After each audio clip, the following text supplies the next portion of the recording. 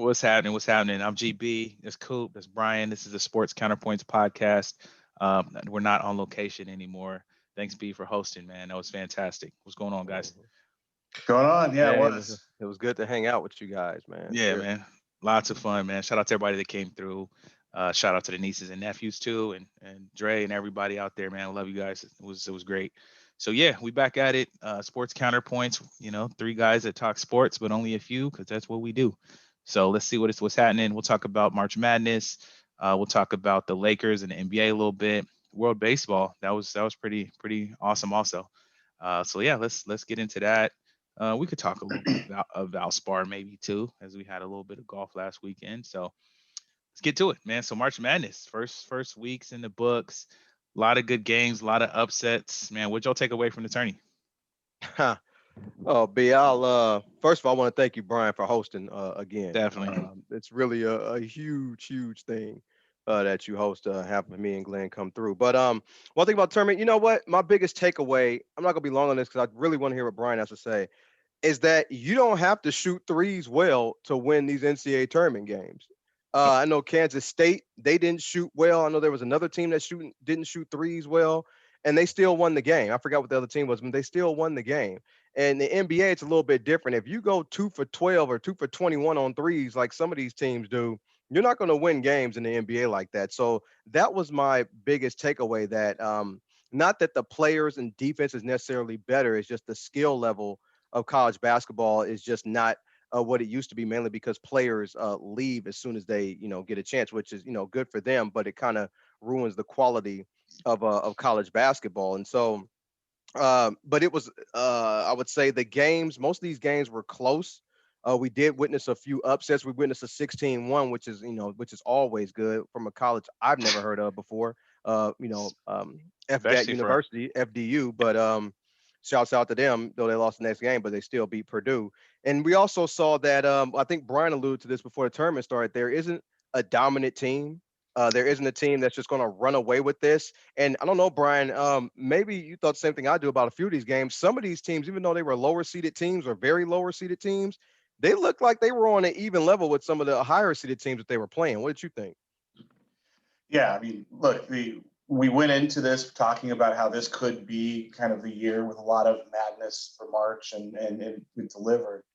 Some of my takeaways, first of all, I think the Fairleigh Dickinson win over Purdue is the biggest upset in NCAA tournament history. And the reason I think that is they were the backup team.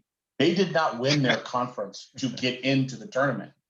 They were the team that lost the conference championship, but the team that won the conference championship couldn't make it. They were put in. Then they were put into the play-in game.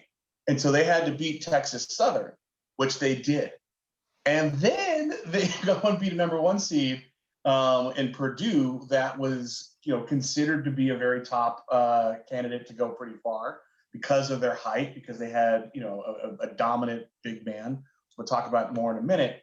And they rose to the occasion and didn't win with a buzzer beater and get lucky. They won because they kept swarming the ball and playing really energetic basketball for an entire game. And so that was fun to watch and be able to talk about it. And there was other ones, Arizona, who also had two big men that everyone thought would be able to dominate because their two big men were very good and very dominant throughout the Pac-12 season. And they lost to Princeton, another team that was kind of scrappy and energetic and played kind of all out throughout the entire time. And so it always goes back to, the saying going into the tournament is guard play determines whether or not you get real deep. And these two instances, teams with dominant big men, very dominant big men, fell to some of the biggest underdogs in the tournament in Princeton and Fairleigh Dickinson. But other than that, it was a really cool game. There were enough upsets to keep things interesting. There were a couple of blowouts, and that just seems that just happens. If you did a bracket, you found that there was some people's brackets that got completely crushed, but you also found some people who picked mainly chalk who were still alive, and so it makes it for a pretty interesting tournament. We did one for fun with all of us and some of the other people that were hanging out over the weekend. And my strategy was almost completely metric based, just kind of looking at the teams. So I didn't pick any of the huge upsets, obviously, but I did pick some of the other upsets, that were a little bit more, in line with teams in the tournament. But it's a lot of fun to watch. We had a lot of fun watching it.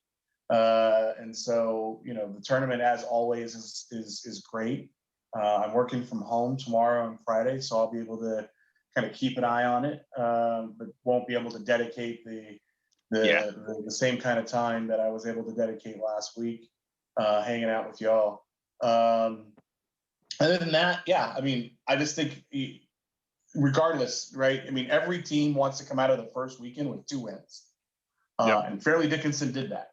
The end result was they only got 2 and not 3, but they came out of it with 2 wins. That's a huge thing for them. We've seen other coaches show that they can beat big, and Chaka Smart did this, in the past. And there's a few coaches who might be able to take what they did this past weekend in this tournament and make a career advancement out of it. And I think that's wonderful. You said something. You thought this was the biggest upset in NCAA tournament history. Is that solely based on because they weren't supposed to be in the tournament? Because I think at University of Maryland, Baltimore County, I thought that was a junior college. I lived in D.C. and know a lot of colleges in that area and never heard of University of Maryland, Baltimore County.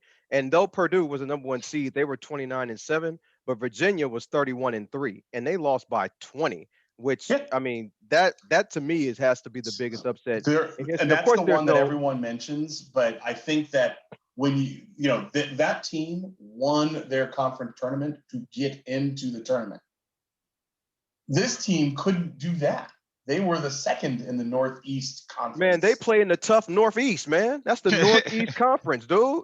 Wait, what's it called? It's Northeast. Who else is in the Northeast Conference? What they lost to, who's the team they lost Merrimack? to? Was it Merrimack? Merrimack. Yeah. I don't know that team. No, you don't know. You never heard. You never heard of Merrimack.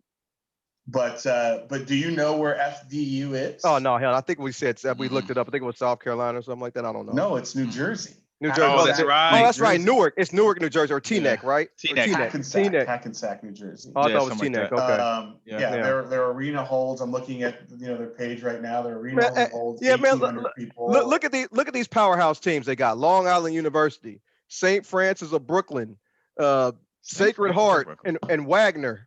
I never heard of that. Hey, can we get a shout out to Howard, man? They made it to the tournament for the first time. I was gonna do that. Yeah, I was gonna give a shout out to them. They played Kansas quarters of the game. Yeah. Quite well. Shout out to the HBCU. Shout out. Yeah, and what's funny is I know a few of the guys that actually played on that 1992 team the last time they went to the NCAA tournament. But speaking of which, do you know what I just looked this up. Fairleigh Dickinson's previous name was before it became Fairleigh Dickinson College and before it became now Fairleigh Dickinson University. What was it? Fairleigh Dickinson Junior College. It started off as a junior college. Wow, that's crazy. And has over the years, it advanced itself. It's a real life success it started story. Off as a JC. I thought Howard was cool to see them in the tournament. They didn't do nothing. I picked UCLA to win it all. They're still alive. That's cool. I thought they looked actually fairly good. I mean, they weren't blowing teams out beyond they played UNC Asheville, but they played Northwestern, played a tight game and stayed in there. UConn was playing good ball. Princeton, my cousin went there. Shout out to Kareem. I text him as soon as they won. Furman beating Virginia was crazy, especially how it happened. Yeah. Oh wait. Also, with Furman, though, we had to root again. I don't know if all you guys out there look up the history of Furman University. Yeah, man. Named after. Shout out to Taylor. Who looked in Virginia, and it was just like every time he's like, it gets worse. And then the next line, and it gets worse. Yeah. Let me just tell you, for them ever. I don't want to spoil it for anybody, but that school shut down for 5 years to fight for the Confederacy in the Civil War. That's pretty much all you need to know, but you definitely should I read mean, into it more it's in though. Virginia. It's American history. If you know American history, you could have probably guessed where that was Well, going. that's true, but still, Um, yeah. Do Mhm. you know of any other colleges that actually shut down to supply young men to the war? That's the only first I've because ever I heard of that. only because I didn't look. I'll put it like that. I'll bet you there's more, but only because I didn't look. Okay. But yeah, no, it was great, man. I really enjoy. The best thing that college does, NC2A does a great job about this tournament, man. Just the way it's marketed. We talked about should the athletes be paid and all that because I know this thing generates crazy amounts of money, but it's great to watch. Whether you like basketball or college basketball or whatever, like it's fun, man. Especially you can watch some of the.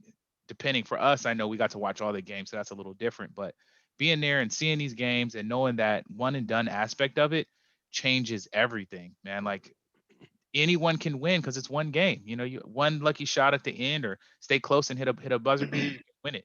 So I just And love that styles make aspect. fights, right? And so if Love you it. get into these, you get into these tournaments where you have dominant big men who are going up against scrappy guards. And under normal circumstances, after a whole bunch of wins in a dominant season, most would have picked Arizona or Purdue to be able to get rid of, dispose of Man. these other smaller, Yeah. less Fairfield and talented. Let's be Princeton. honest. None Yeah. of these guys fairly to consider Yeah. Princeton are likely to be in the pros anytime soon. But they played well. They played as a team. They had the coaches developed a great strategy. Yep. And like you said, like I was saying, styles make fights. Sometimes it's not about who's got the most talented player on the court. It's just about how can you execute a game Yep. plan that the coach puts together. Yeah, and I want to give a shout out. I mean, I told you guys I like this coach. I've always liked Tom Izzo, and one of the reasons why is because I don't think he never really has he's won maybe a one or two national championships, but he never really has the best talent. But it seems like he gets the No. most out of his players, and that's what a coach should do. And it's like his players, his teams are usually tough and they play hard. They give you everything they got. And he made it to another Sweet 16. Now, I definitely don't think they're going to win the championship. I don't think they have talent like that on that team to do that. But shouts out to him. I just always liked if I ever was I guess that talented to play at a high level D1 college, I would definitely consider playing for Tom Izzo because I think he's a really good coach. So shouts out to him. Another Yeah. NCAA tournament, Sweet Yeah. Man, it 16. Yeah. was great. I thought it was great. So it's kind of switching from there, man, from that to the NBA. What you guys thoughts right now? I know we've all kind of been watching a few more games. What are y'all thinking? And then what do y'all think about the Lakers direction? Who also beat the Suns tonight? Go ahead, B.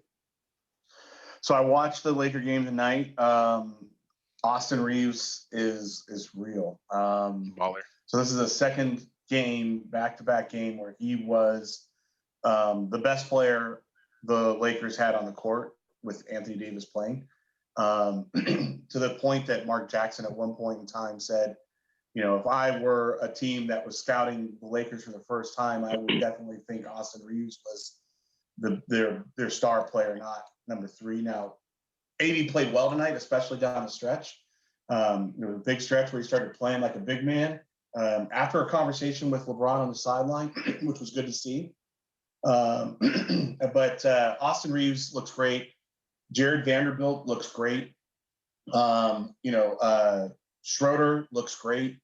D'Angelo Russell looks great. Malik Beasley looks great. These guys are all there. They're not meant to be all stars. They're not meant to be the most dominant players in the NBA. They're meant to be very solid team contributors and guys to play alongside of LeBron and AD, and they are doing those jobs exceptionally well. This is actually kind of a fun team to watch. A little frustrating because they're just awful in the third quarter. But that's something that the Lakers have had for forever, long before these guys were here. And back when D'Angelo Russell was here the first time, they were awful in the third quarter. I don't know why, through teams and through years, and the Lakers have just never been a great third quarter team. That happens now. That's frustrating to be part of when they let teams come back, but they execute down the stretch. And I don't know if they're going to be able to keep this up and get into a play-in or get into the sixth seed. I think they can because this team can play really well.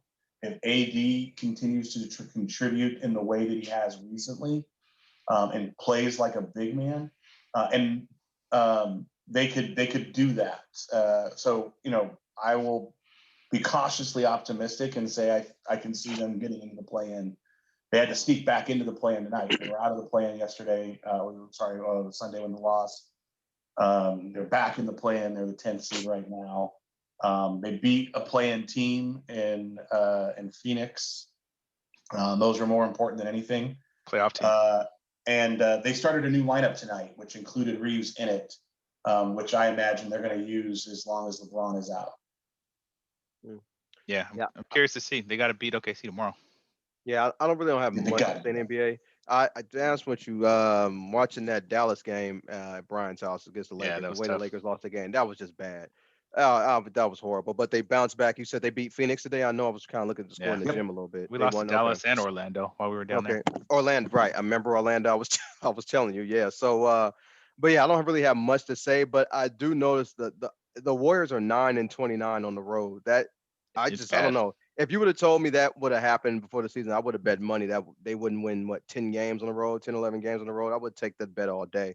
I don't think you can win a title with a road record that terrible. But I did notice that the Kings are going to be at least locked into the 3 seed, which is very good for them. And they can end up playing the Warriors in the first round. Warriors are 6 right now, and Kings are 3rd. If they end up playing each other, that should be a very, very entertaining series, like the young guns against the older, old coach too, Mike Brown's. Yeah, I would love I see Phoenix falling, but that's just my point of view. So they could, I think the Warriors could get out of the 6 seed. Yeah. I could definitely see that the way everybody's jumping up. But I want the Kings to win one. Also, whatever you guys hate on appears to happen. So, like I told you, keep hating on me making millions every day because we got Beverly, we had Westbrook. Jason was saying the Kings weren't gonna do nothing. They making moves. I think next. I was right for about 15 consecutive years. So let's be clear. Patrick Beverly has done nothing at all since he left the Lakers, nor did he do anything. No, I don't care. I don't care what he did. He came to the Lakers because of y'all. I'm not coming off that. but our hate on him was very much accurate. And if you'd have been quiet, he wouldn't have been on the Lakers. He came to the Lakers because of Brian. Westbrook came because of me. I said it. I kept saying, "Ain't no way that's going to happen. Lakers ain't that dumb." And well, what's next? The Commandos are going to be a Super Bowl team. The way y'all Cooper done talked about Washington. So telling y'all, all right, y'all need to figure out how to get positivity to work, man. Because negativity is working. I don't like it. It's reverse psychology. Yeah, it's to our detriment. But yeah, so that's cool. I did watch the Lakers today, and they actually look pretty solid. I was talking to my uncle about this today. My Uncle Lance, he was saying how they're playing like a team right now. Yeah, they are. LeBron's gone down. They're playing team ball.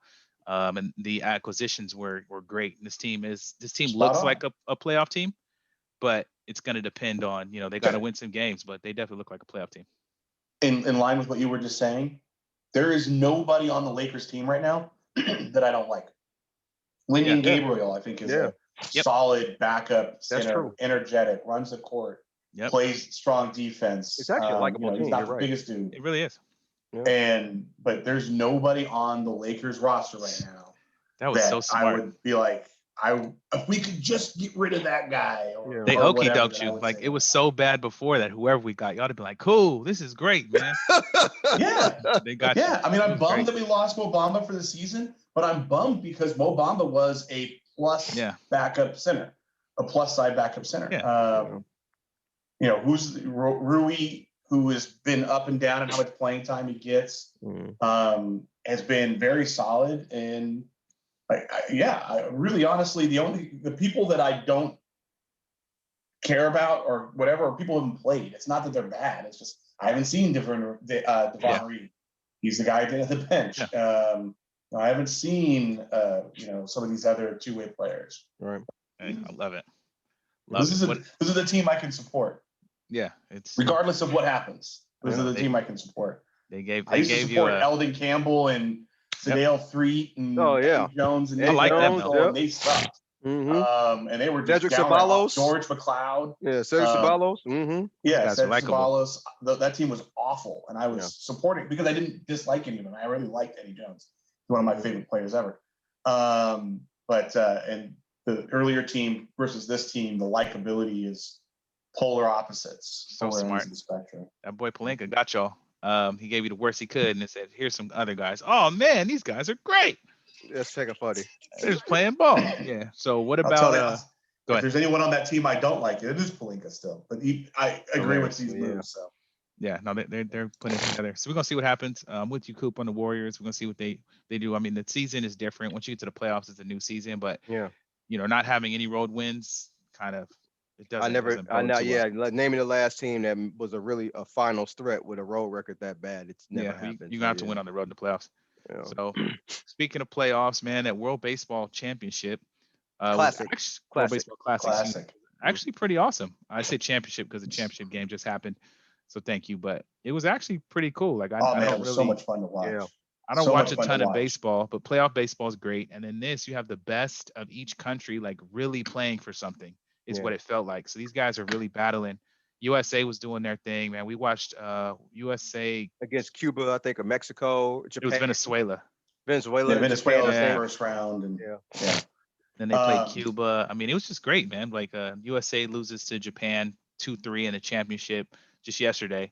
But yeah, we actually all but watched I it think together. yeah, but going through the games, I mean, the comeback against Venezuela was epic. They were undefeated before Hmm. that loss in the quarterfinals. We were not supposed to win that game. We were supposed to Yep. go out silently right there and call it a day. They came back. Watching Betts hit before Trout Yeah. was just awesome. Hmm. Adam Wainwright, and you have this kind of talent on an all-star team, but they're not playing for anything. These Yep. guys were motivated and playing, and it had nothing to do with a whole bunch of money. It was just and then then they curb stomped Cuba, quite honestly, Yeah. which was cool to see because it showed that they were really supposed to be in there.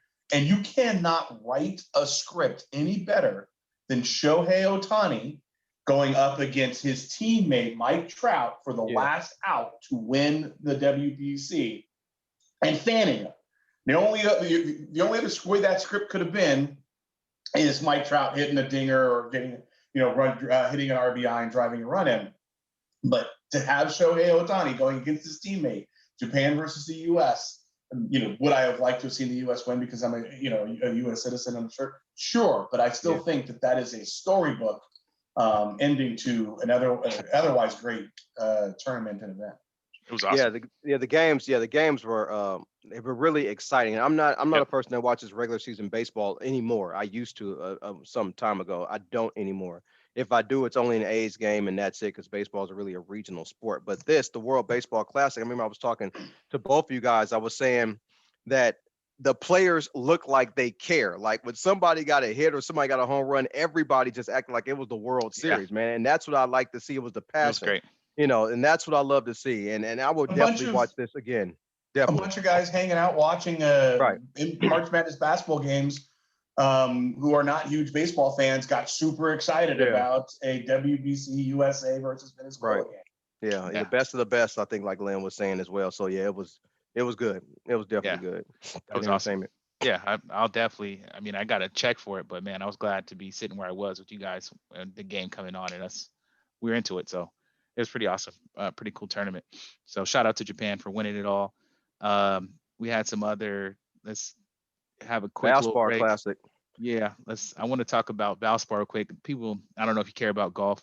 One thing I'll say is check out the Full Swing documentary on Netflix. Brian had me watching it. Even if you're not a golf fan, I figured it might be actually kind of entertaining because you start getting the backstories on guys and drama. But it was cool. Like it was these guys, like I've heard their names, but seeing some of their backstories and how they got there in their family life, seeing cats like Brooks who had all this money, you could see he's living kind of more lavish than a guy like Damen, who's living a little bit more modest, just a family dude, was super dope. But in the Ian tournament, Poulter and his whole family story was awesome. and seeing how guys chose to go to live golf, it's actually pretty entertaining, honestly. So I'll give Netflix a shout out for that in the PGA. But the actual championship, man, Adam Schenk was doing his thing all weekend. His first time he led after 36 holes, and then he just couldn't do it in that final round, man. Which is why, as a golfer, I definitely understand like playing top level golf for 4 days on end is bananas. But he ends up falling off.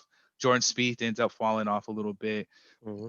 And Taylor Moore, man, just stays right there and then gets hot right at the end. So was a heck of a tournament. I can't even lie. It was pretty cool to watch.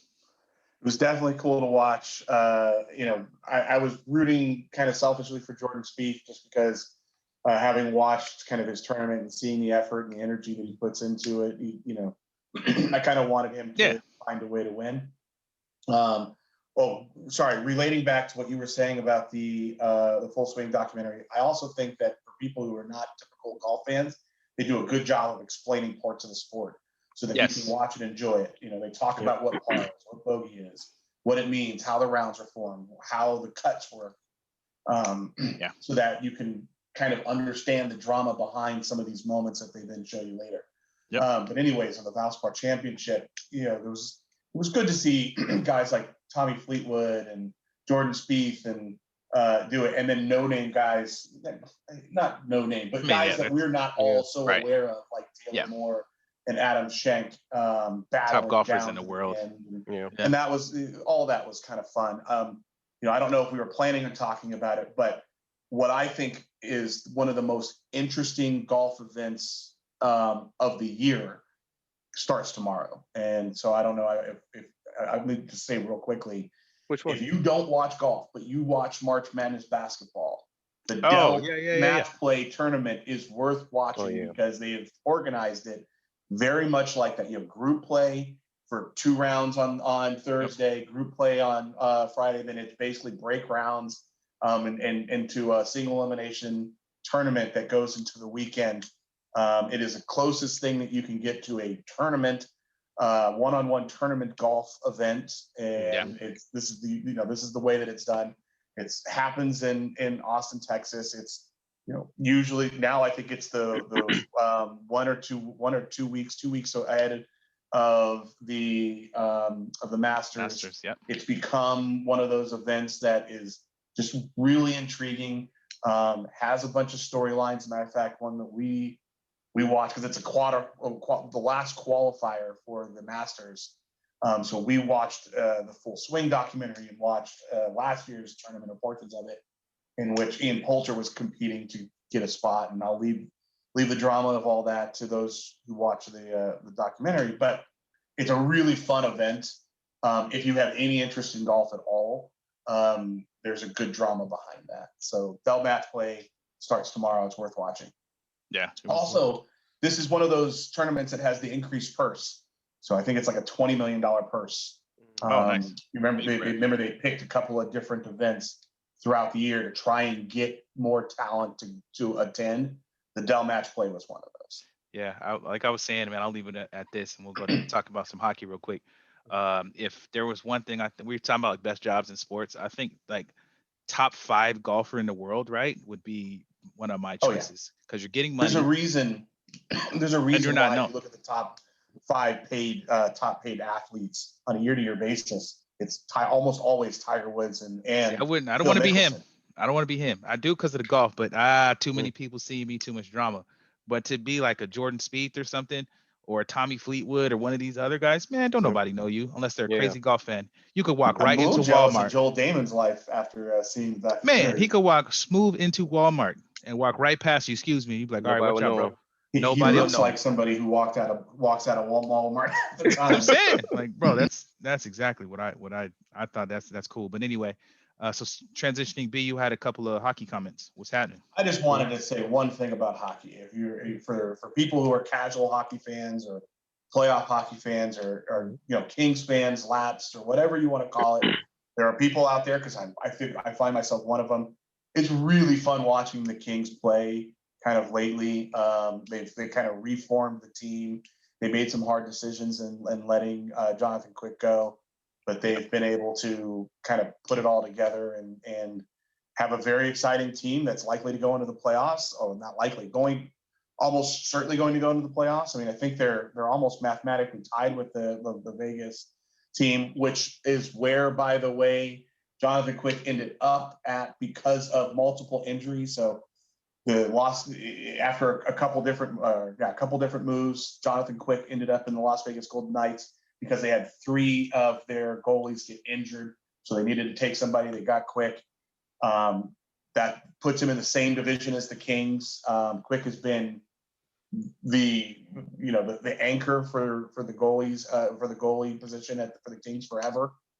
He is going to go down in Kings history, certainly. And now he is playing for the team that's right ahead for the Kings. And there's a matchup in Vegas, I believe, next week. I don't know the schedule all that well, but it's coming up soon, and it's going to be the first time that Quick faces the Kings, and that's Nice. It's April 6th is that matchup, and that's going to be just a pretty incredible matchup to see because of the names and the history.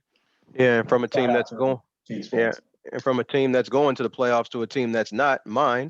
So third worst record in the Eastern Conference, the Philadelphia Flyers.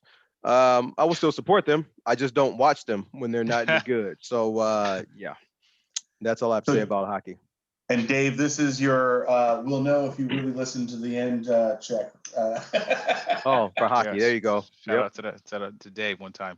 There Cool, we go. man. So yeah, I appreciate you guys as always, man. It's fun doing this. It was great being out there last week and doing the show live together. Little bit less libation today, but that's cool. More regular hydration. So it's pretty much the end of the show, man. It was no football talk today, which is Oh, we got to go hogwash though. Got to go solid, hogwash. yeah. So we got 2 left. So maybe there is some football. Let's see what y'all might surprise me. So last few segments, starting with what's a bunch of hogwash or what's hella hogwash? What y'all got? The segment was named after Brian, so you should go first. What's hogwash, All right, Brian? so hogwash. I don't know for those people who were recording this on Wednesday night. So for those of you who didn't watch the game tonight between Dallas and sorry, who were they playing? But the Dallas game tonight, there was a huge controversy. The Golden State Warriors, huge controversy, and what ended up being a 2-point game. So you should look into that play. Well, here's what I think is hogwash. I think it's hogwash that Cuban and the team is making such a big deal about this. Yes. They're formally protesting the game. They're going to pay their $10,000. They're going to try and get a replay done, actually play the game from that point over again. I don't think they're going to get any of that because that's ridiculous. It seems pretty clear on film that the refs said it was Warriors ball, timeout, Mavericks. But apparently there was some confusion. Warriors called an offensive play, got the ball. Everybody's on the other side of the court. Obviously, easy 2-point bucket. Warriors won by 2. And Cuban ran over and started tweeting the whole nine. Okay. It was, there was plenty of controversy there, but I think the reality of it is, Cuban said it was the worst non-call in basketball history. Hyperbole at its max. So anyways, what's a bunch of hogwash? It's Cuban every time something doesn't go his way, saying it's the worst thing ever to happen. This was just an unfortunate, confusing play for them that ultimately cost them 2 points. And later on, that 2 points cost them the game.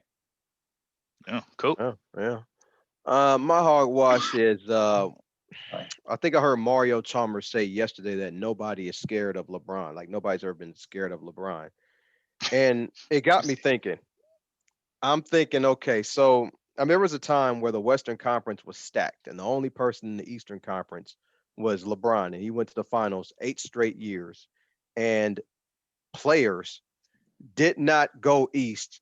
They stayed west where it was tougher competition between the teams and didn't even go east to play against LeBron because I guess maybe they thought that LeBron was going to go to the finals anyway, whether they went there or not. So I don't think Chalmers has a real good, I would say, a real good recollection of history or what actually happened. Because when LeBron ended up going west to the Lakers, then Kawhi, Durant, and Harden, they all moved east. I don't think people really noticed that. And if that's true, the only person who actually went east during that reign of LeBron going to finals 8 straight years was Carmelo Anthony. That's it. While LeBron was in the Eastern Conference, Chris Paul changed teams hella times, but he stayed west.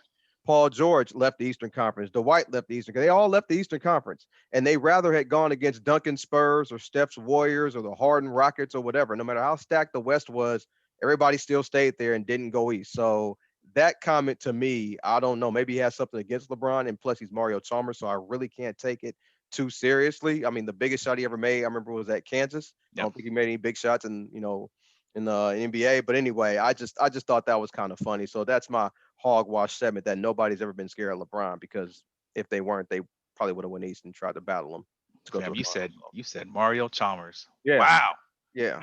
I bro, that took me back. First of all, I ain't heard nobody say that name in yeah. I was like, his years. Mario, yeah, I remember it. But every time I think of Mario Chalmers, I think of Kansas. I don't think of the NBA. I think of Yeah, Kansas. yeah. So Hey, I yeah, mean, he was on the he's a big Miami shot. teams. He was on the Miami teams with LeBron. Right. He got dragged. Yeah. Yep. Miami. Yeah, Nice. LeBron dragged a lot of people to the finals. Yeah. All right, so Yeah. mine, man. I hate I gotta do this, man. I gotta step in for my new quarterback, man. For the boy Garoppolo. Man, y'all gotta leave the man alone, bro. Every time I look up, y'all got some new brothel. They trying to talk. Oh, look at Jimmy. Here's another. Like, man, the boy Free sex went for out. life, man. He Free went out sex with for life. he went out Come with on. one woman, man. A woman. Okay, she may be in sex work or whatever, but dang, every time I look up, they on Jimmy's back, man. That was wrong wording. Every time I look up, I man, they would say bothering it sounds Jimmy. like he's on theirs. See, Like see, they, see, they see, want see. him. You see how you do? Every time I look up, it's a new meme. All last week, it Man. was Jimmy's coming to the Raiders. I was feeling weird. Now I'm like, man, every time I look up, the man can't even just play football. Everything's got to be about everything non-football related, man. Let the boy live. We can't So control you're what they worried that talk he's going to about. take some of these offers and run with them, huh? I'm not Hey, worried at all. I'm not worried about nothing, bro. let me tell I'm you living something. lavish. I'm just wondering why that's everybody's biggest story, man. Because Jimmy gonna have his fun in Vegas. Don't get it twisted. Okay, Man, he gonna have some fun. all he was doing was being a truck and carrying y'all 49ers all to the playoffs Don't every say that. year, bro. That's That all one he was time, doing. yeah, 1 year, All he did, man, was win games for the 49ers, man, and they showed him no and love. don't forget get hurt. Yeah, that's all he did I though. mean, Yeah. cool. Well, hey, you can't if you block for the man, maybe he'd be all right. It'd be one thing if he was the only quarterback hurt. Y'all ain't had a quarterback since Montana that wasn't hurt. Okay. Okay. All right. So But he was anyway, hurt. But man, y'all all right. let Jimmy live, man. That's my quarterback, bro. Number Jeez. 10, Garrett Polo. At least until April That's 22nd funny. when they draft another one. And what's funny is Um, I haven't heard from No, any no, Raider no, fan. no fan base has made a better, more prevalent offer to a new player on their team see, than the Oh, listen to city me. of Las Vegas oh has yeah. made for your boy It's Let's Jimmy. not the roll out the city, red bro. carpet. Roll it out for Jimmy I'm Garrett not Polo. saying anything about whether I think he'd do It's it or deserve it straight. or anything else. I'm just saying that's a very generous fan base. Exactly. It's Hey, good you, American football, man. That's all. It's good American business. I mean, you all it is. Billionaires don't get offered right. free sex for life. It's Right. good American business, If man. Aaron Rodgers went to the Las Vegas, he wouldn't have got that offer. But Nope. Garrett It's Polo gets that offer. it's American business, man. Why? Because all these statements have gone viral. We wouldn't be talking about it otherwise. They couldn't say that for Carr. They couldn't say that. They didn't say it for Waller. If Devontae, none of them cats. They married. They're not out with them. As soon as Jimmy comes, they're like, oh, here comes our publicity. Stop trying to eat off Jimmy, man. Dang. All right, Jimmy, I I had your back, bro. Oh Send that, man, send that check, man. Let me get 200 off that 220 mil or that's whatever funny. that 22 mil next year. Last segment, man. Minute to win it. Talk about whatever you guys want. Y'all go ahead. I'll start, man. It's I know I talked to you guys before we started the show that this everybody's talking about the Michael Jordan Air movie, starting with Matt Damon and Chris Tucker and Ben Yeah. Affleck. When Jordan first got signed to Nike, and I know a few people asked me, "Am I going to watch it?" And the answer is no. And the reason why is because I don't like talking to to the Michael Jordan fan base. I call them sicko fans, and the reason why is because Jordan played 3 years in college and 15 years in the NBA. But people only talk about 7 of those 15 years. 6 of them when he won the championships, and that 1 year he played in college and and helped the North Carolina win the championship when he hit the shot. He only had 10 points that game, but never really talks about that. So the other 2 years of college, nobody talks about. The other 9 years of NBA, nobody ever talks about. Jordan's career is only wrapped up in seven Did get seasons. rookie of the year, but okay. Yeah, and so that's why. Well, they were 30 and 52 as well. So when you tell people that he never got out the first round with Scottie Pippen, or that he played 5 years in the NBA without Pippen and never had a record above 500, Jordan fans get offended, and I never understood why, because we're talking about his entire career, or the fact that what did he do when James Worthy left North Carolina? He was getting bounced in the second round of the NCAA tournament. So that's why when you talk about Kobe, people talk about, oh, he airballed against Utah as a rookie. They talk about Colorado. They talk about his entire career, how he just won 3 titles with Shaq. He was a wannabe Michael Jordan. And then, of course, they'll talk about he's a great player and everything, but they talk about his whole career. They talk about Magic. Oh, he was tragic Johnson. He lost the Bird in the finals and blah, blah, blah. He got HIV. They talk about his whole career. When it comes to Michael Jordan, they only talk about the 6 years in the NBA that he won titles and the one time in college he won a title. That's it. That's why I don't really like talking to people about Michael Jordan and why I won't watch the movie, because I think it's just going to focus not on his entire career, but just on maybe those 7 years of basketball out of what It's not going to focus on out of him at 18. all. I'm not even Yeah, sure he's in it. yeah. It's Oh just no, I don't about know. He's not in it, but they're going to talk yeah. about it though. So No, you it's know, about them courting him to get him to Nike. right, right. But Yeah. they're also going to Every talk a little bit of preview I've basketball seen too. has Yeah, like no. I don't even know who plays Michael Jordan. I know who plays his mom. yeah. Yeah, Viola. his But Viola Davis. Yeah, I heard the stories. I heard the movie's really about a lot about her, or she's the star of the movie. I'd say Yeah, well, she's she the was at star. that time because she got him to go. Yeah, But right. all right, cool. I can. Some of that. There's some good nuggets in there. B. yeah, real quickly, I just want to say hats off, and my heart goes out to Foster Moreau, who was going to try and find a job, uh, had a moment with the Bengals, and then went to New Orleans Saints, expected to get signed, did a physical, and then ended up finding out he has cancer, Hodgkin's lymphoma. He's going to be stepping away from the game to, as he put it, fight a new opponent, cancer. And I wish him all the luck in that fight. Definitely. And just um, thankful that hopefully that the physical process may hopefully save his life and give him the opportunity to fight something head on, as opposed to some other people who haven't found out about it and didn't find out too late. So anyways, good luck to him. And that's it. That's for me. That's what I'm Yeah. gonna say. So I was gonna say too, former Raider, man. Shout out to him, man. Take care of yourself and everybody watching, man. Make sure you get your annual checkups and stay on top of it, man, because catching things early can Hmm. be the difference between life and death. So respect, man. Thanks for listening. That's the end of our show, Sports Counterpoints podcast. Today is March 22nd, 2023, and we will catch y'all next time. Peace.